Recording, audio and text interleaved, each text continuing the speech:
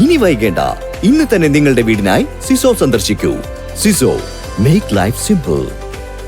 വിവിധ ആവശ്യങ്ങൾ ഉന്നയിച്ച് Kerala state service pensioners union August 7 നടത്തുന്ന കളക്ടറേറ്റ് മാർച്ച് വിജയിപ്പിക്കാൻ ഓങ്ങല്ലൂർ യൂണിറ്റ് കൺവെൻഷൻ തീരുമാനിച്ചു. ജില്ലാ joint secretary O Mohandas master convention ഉദ്ഘാടനം ചെയ്തു.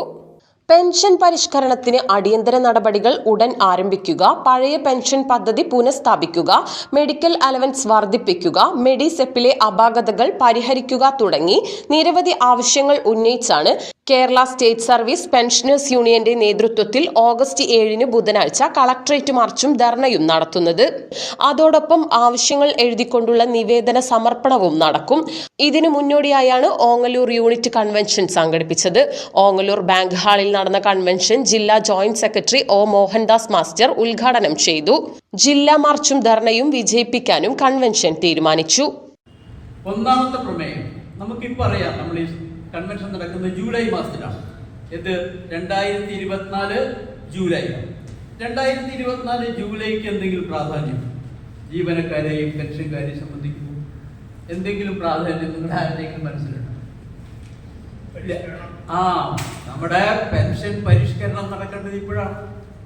5 വർഷം പെൻഷൻ അല്ലെങ്കിൽ ശമ്പളം പരിഷ്കരിക്കുന്ന കീഴ്വഴക്കമാണ് കേരളത്തിലുള്ളത്.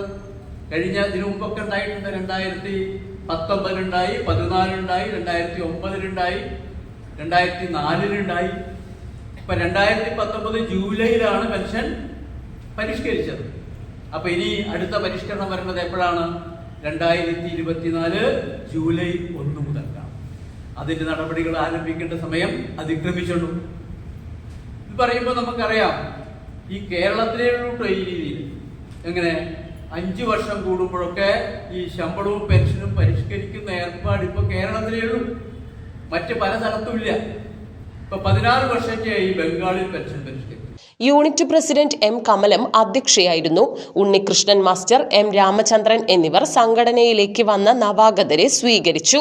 Radha teacher, K M Nandakumar, K M Unnikrishnan master, C Appunni, K V Haridas തുടങ്ങിയവരും പങ്കെടുത്ത് സംസാരിച്ചു.